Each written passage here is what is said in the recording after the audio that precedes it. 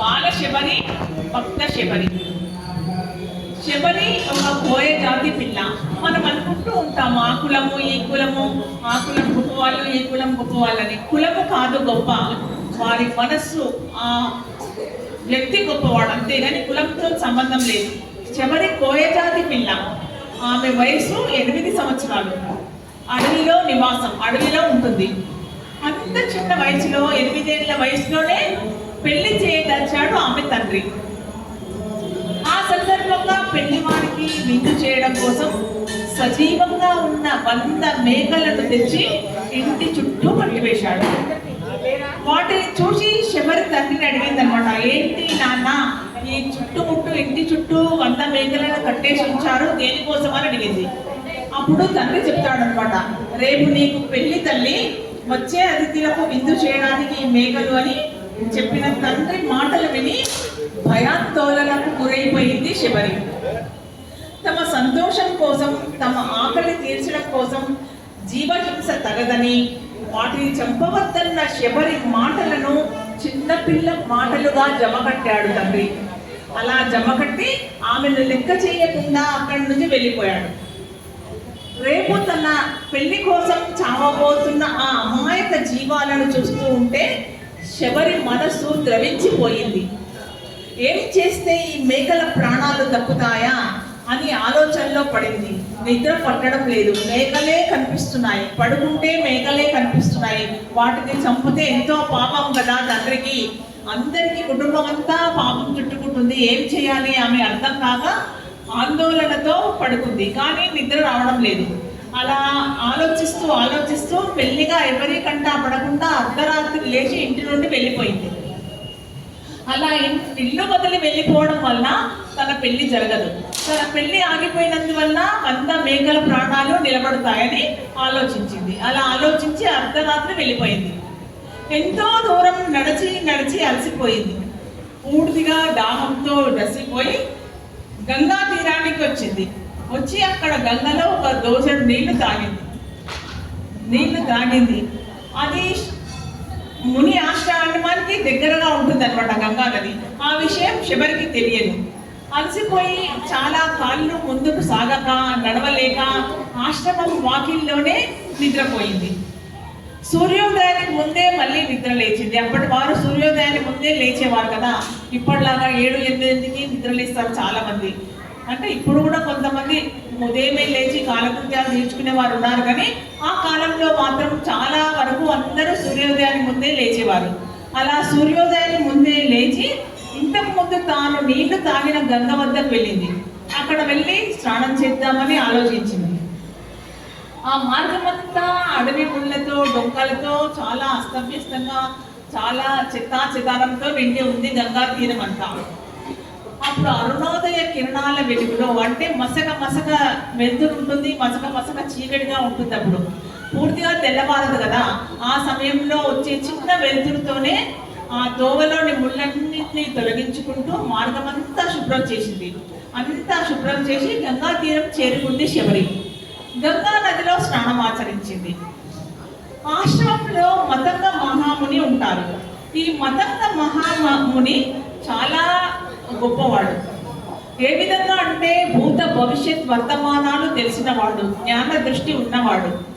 ఆశ్రమంలోని మతంగ మహర్షి ప్రాతకాలంలో లేచి గంగాలో స్నానం చేయడానికి బయలుదేరి వెళ్ళాడు. వాళ్ళు ఆశ్రమవాసులందరూ గంగా స్నానమే చేస్తారు. మార్గమంతా చెత్తాచెదారం లేకుండా ఇంత శుభ్రంగా ఉండడం చూసి శిష్యులను అడుగుతాడు, ఎవరు ఇంత శుభ్రం చేశారని.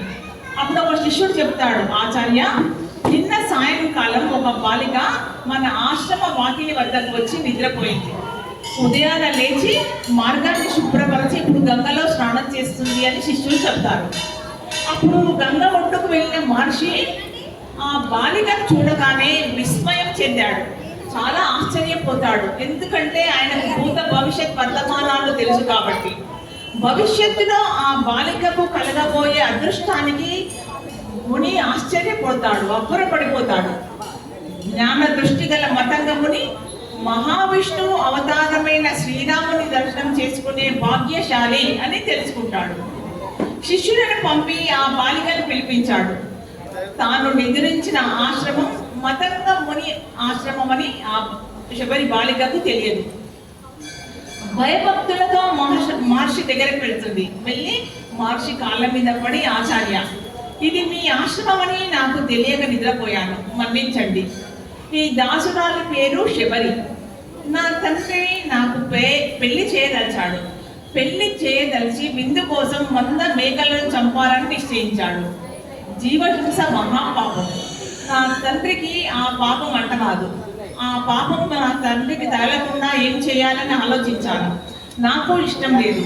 అందువలన నేను ఇల్లు వదిలి వచ్చేశాను. ఇంకా నేను వెడతాను ఆచార్య అని బయలుదేరుతున్న ఆమెను ఆపు చేశాడు మహర్షి. బాలా శబరి, నీవు నా ఆశ్రమానికి రావడం నా భాగ్యం. చాలా కాలం తర్వాత శ్రీ మహావిష్ణువు ఇక్ష్వాకుల వంశంలో శ్రీరామునిగా అవతరించబోతున్నాడు. ఆ అవతార పురుషుని దర్శనంతో నీ జన్మ పునీతమవుతుంది. అంతవరకు నీవు నా ఆశ్రమంలోనే నివసించు. ఈనాటి నుండి సదా శ్రీరామ నామాన్ని జపించు.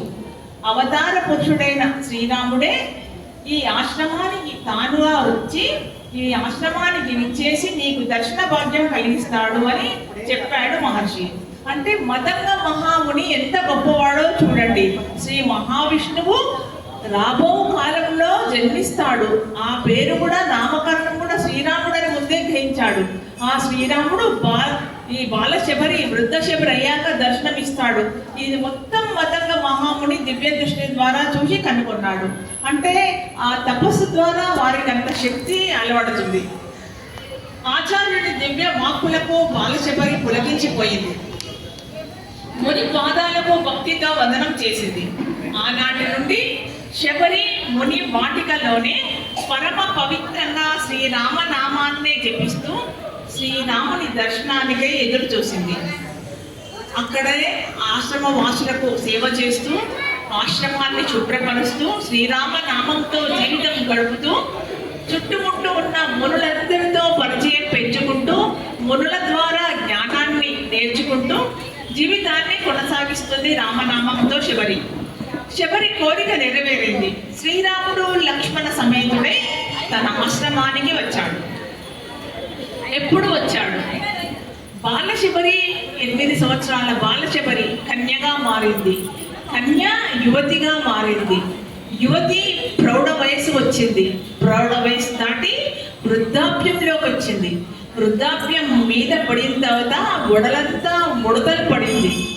బొడలంతా ముడతలు పడి తలలో ఒక్క వెంట్రుక కూడా మల్ల వెంట్రుక లేకుండా అన్ని తల ముగ్గుముట్టగా మారిపోయింది. అన్ని తెల్ల వెంట్రుకలు వచ్చాయి. దృష్టి క్షీణించిపోయింది.